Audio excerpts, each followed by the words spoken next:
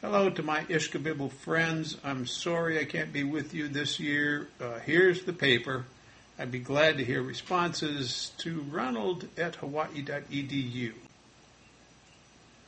This paper will assume a distinction between two sorts of evolutionary theory. The first is the modern synthesis based on population genetics, Mendelian chromosomal theory of heredity, and natural selection. The second is developmentalist evolutionary theory, the modern version of which is Evo-Devo, beginning in the 1990s.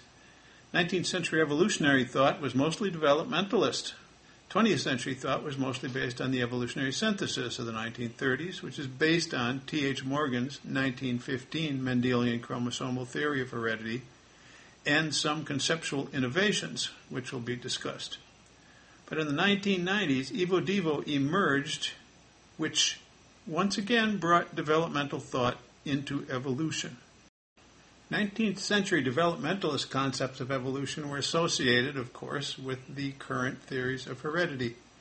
A major conceptual feature of those heredity theories was that heredity was considered to be an aspect of embryological development, or vice versa.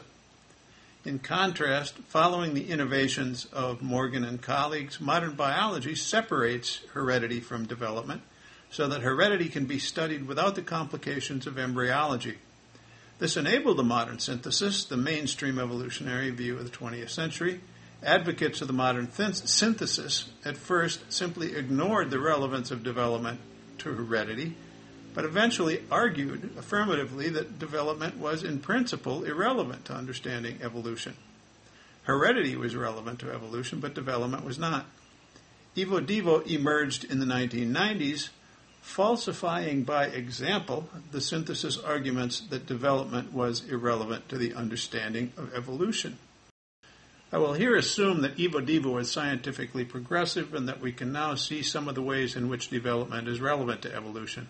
The question is this: what does that imply about the separation of heredity from development that has persisted since 1915?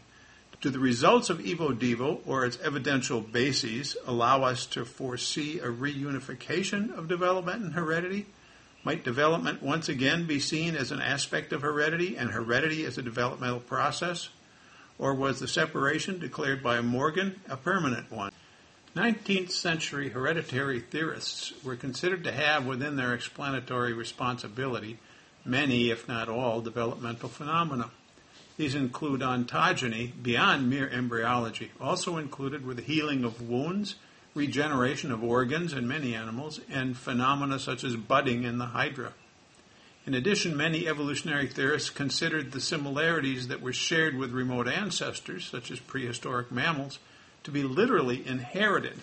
This is actually not literal in the Mendelian paradigm. I labeled this concept broad heredity in Amundsen 2005. Among the most important innovations behind modern views of heredity is Morgan's separation of heredity from development, which freed hereditary theorists from these responsibilities. I labeled this view narrow heredity. The historical unearthing of 19th century broad heredity was difficult to achieve. How can heredity be an aspect of development? It's as if we told Aristotle or a 7-year-old child that standing still was a variety of motion.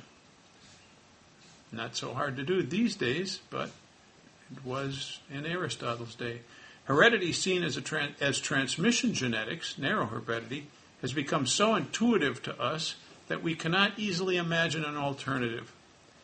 Here's a sketch of how this historical discovery seems to have been made. It shows how the heredity development separation was associated with other conceptual innovations.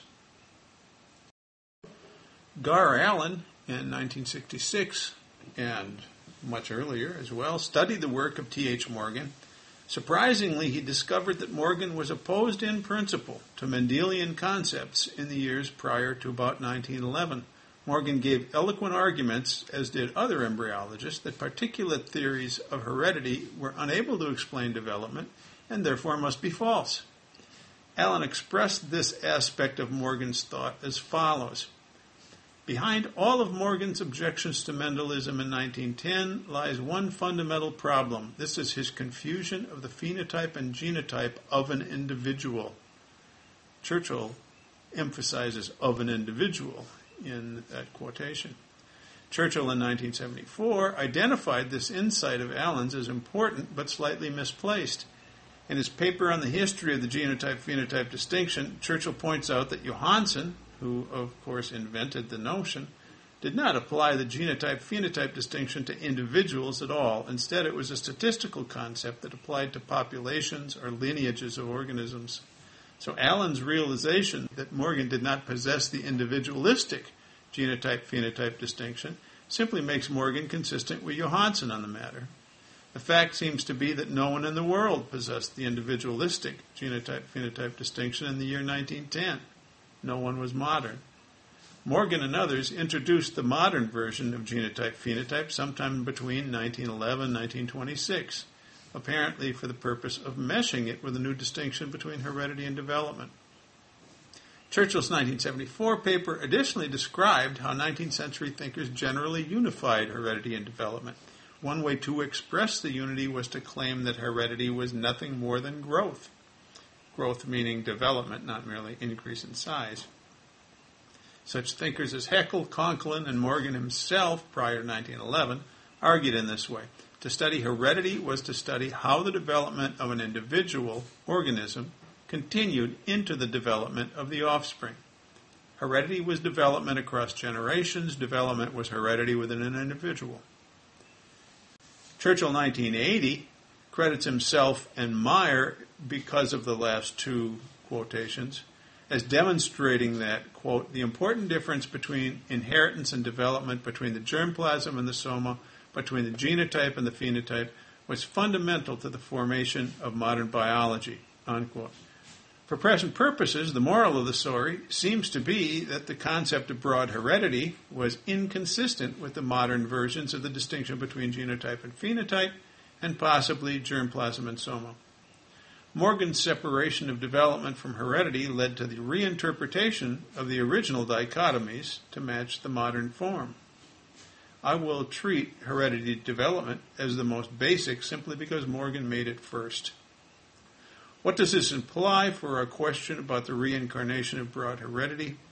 For broad heredity to be reinstated, we may have to find a way to deal with the genotype-phenotype distinction. I will postpone the problem until we can assess the reunification of heredity development.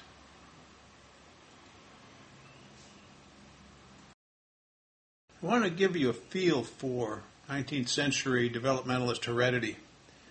Biological inheritance, as opposed to legal inheritance, is a surprisingly recent concept. It can be seen to have arisen out of the preformationist epigenesis debates of the 18th century. A moment's reflection will show why the concept of heredity would be of little interest to a preformationist. If embryos were preformed from the moment of creation of the world, there would be no reason to expect offspring to resemble their parents. Indeed, an offspring would have virtually no relationship to the non-germ-carrying parent. In 1745, Maupertuis demonstrated the passing of biological traits, polydactyly and albinism, from both parental lines. This was considered a major blow against preformationism and in favor of epigenesis. An old-style preformationist would find heredity unexpected and or uninteresting. Only if our bodies are epigenetically formed during development can we expect to have influences from both parents.